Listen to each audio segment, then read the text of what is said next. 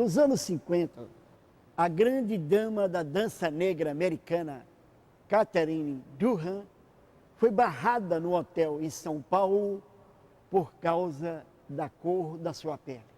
Gente, foi um escândalo. Um escândalo internacional que inclusive levou este plenário, onde funcionava a antiga Câmara dos Deputados do Brasil, a criar a primeira lei antirracista neste país. Era uma lei fraquinha, mas foi importante, porque a partir dela se criou uma legislação que hoje considera o racismo um crime inafiançável. Os 60 anos da Lei Afonso Arinos é o tema de hoje do programa De Lá Pra Cá. Afonso Arinos de Melo Franco nasceu em 1905 e morreu em 1990. Foi jurista, deputado federal por Minas Gerais e autor da Lei Afonso Arinos de 1951 contra a discriminação racial. Afonso Arinos de Melo Franco foi um intelectual brilhante e um dos parlamentares mais importantes da história do Brasil. Era jurista, estudou na Escola Nacional de Direito do Rio de Janeiro, aqui juntinho do Campo de Santana, era um liberal e um progressista.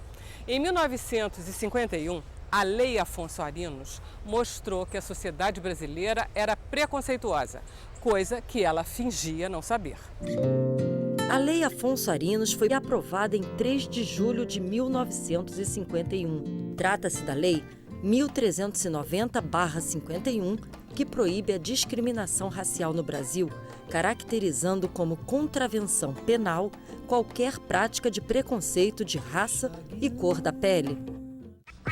Tá ligado que não é fácil, né, mano? Liga aí. A carne mais barata no mercado é a carne negra. Você acha que ainda tem discriminação racial nesse país? Lógico, Vera, a gente não pode esconder a existência desse câncer, né?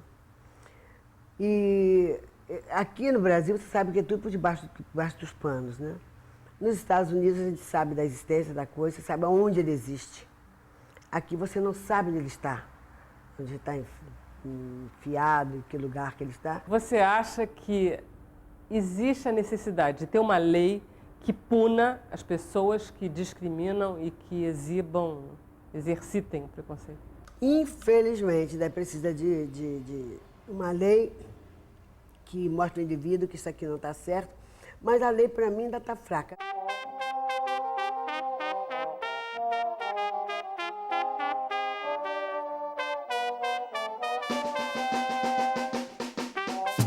Vânia, 60 anos depois da Lei Afonso Arinos, de um modo geral, qual é o balanço dessa lei, ou mesmo da legislação que se seguiu a Lei Afonso Arinos? Nós avançamos nesses 60 anos. Nós avançamos, sobretudo, em fazer com que a sociedade brasileira tivesse que reconhecer que as pessoas afrodescendentes no Brasil são vítimas de preconceito, de discriminação e de racismo. Que a cor da pele e a sua origem, o fato de terem sido escravos no Brasil, conta negativamente para essa população. Então, o debate sobre a discriminação racial, a gente avançou. Existe ainda na sociedade brasileira um grande apreço à ideia de democracia racial.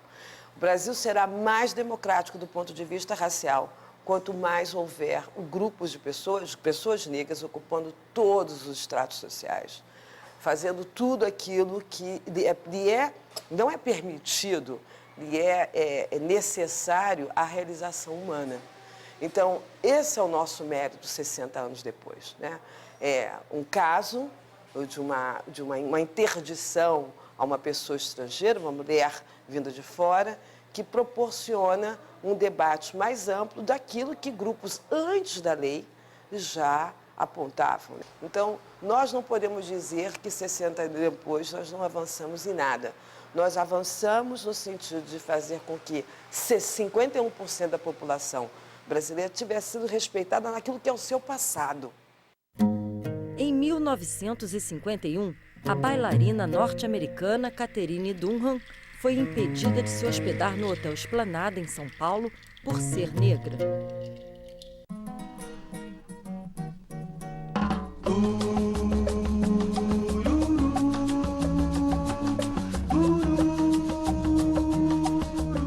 Joel Rufino dos Santos, você é historiador e eu queria te perguntar a respeito da lei de 1951, da Lei Afonso Arinos. Não existia racismo no Brasil antes? Por que de repente tem uma lei? A Lei Afonso Arinos, que é uma das poucas leis contra o racismo no Brasil, vem dentro de um processo de luta do chamado movimento negro contra o racismo. Ela não caiu do céu de repente. Para explicar essa lei, para compreender tanto o alcance dela quanto a sua limitação, é preciso pensar no Brasil dos anos 50. O Brasil de 50 anos atrás, 60 anos atrás, né? Nós estávamos, então, entrando numa outra fase histórica, tanto do ponto de vista econômico, quanto do ponto de vista das classes sociais, quanto de ponto de vista de consolidação do Estado, de saída de um regime autoritário que foi o Estado Novo para uma experiência democrática. Tem que se levar em conta o momento do mundo também, né? Os Estados Unidos estavam naquele momento podendo dar lições de democracia, coisa que nem sempre pôde dar. E, enfim, todo esse quadro explica a Lei Afonso Arinos.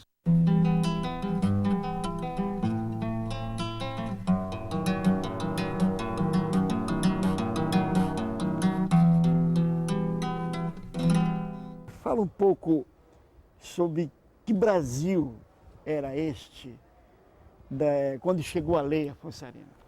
Anselmo, com exceção da Copa do Mundo de 50, o Brasil vive essa década com um grande otimismo, né?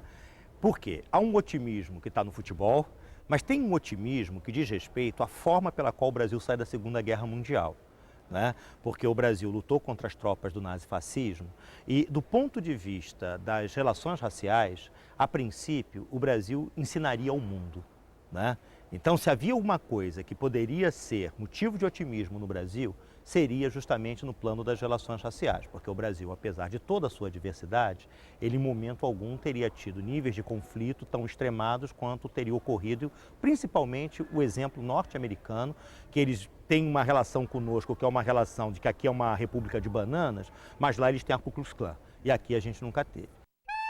A Sociedade Secreta e Racista Ku Klux Klan foi fundada em 1866 no Tennessee, Estados Unidos. Seu objetivo era impedir a integração social dos negros recém-libertados. Seus integrantes usavam capuz branco e roupão para esconder a identidade e aterrorizar suas vítimas. Ao contrário do que ocorreu, por exemplo, nos Estados Unidos, nós não tivemos caso de apartheid, por exemplo, em escolas, pelo menos do ponto de vista legal, né?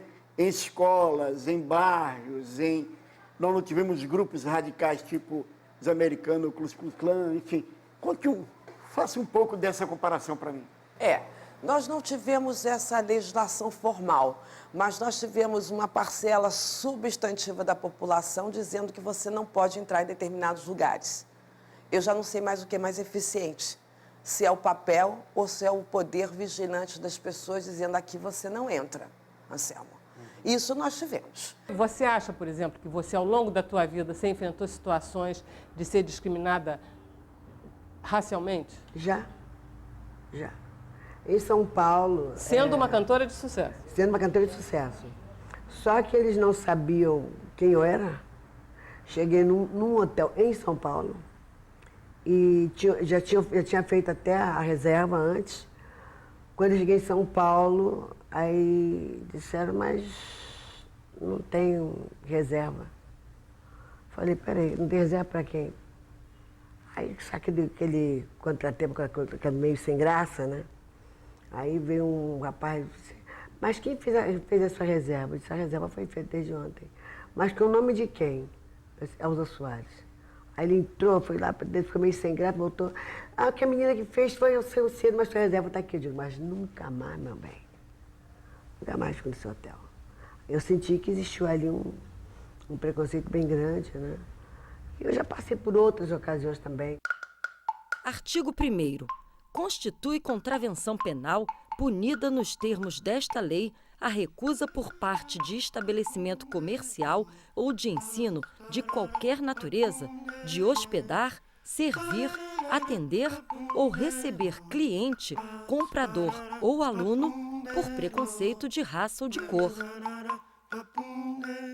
Quando ocorreu a discriminação sobre a bailarina norte-americana naquele hotel, o que vai acontecer? Vai acontecer como se eu estivesse jogando xadrez e eu tivesse colocado uma torre na casa do rei, dando um cheque nesse otimismo, dizendo, ué, mas aí, cara, esse país é um país sem discriminação e uma atriz norte-americana, tal como aqui no Mississippi, vai aí para o Rio de Janeiro e também não pode entrar no hotel. Então ali você vai ter um momento em que essa lei ela vai procurar dar uma satisfação, né? Mas ao mesmo tempo ela dá uma satisfação, mas dessa forma ambígua que eu tenho procurado conversar aqui contigo. Em que sentido essa forma ambígua?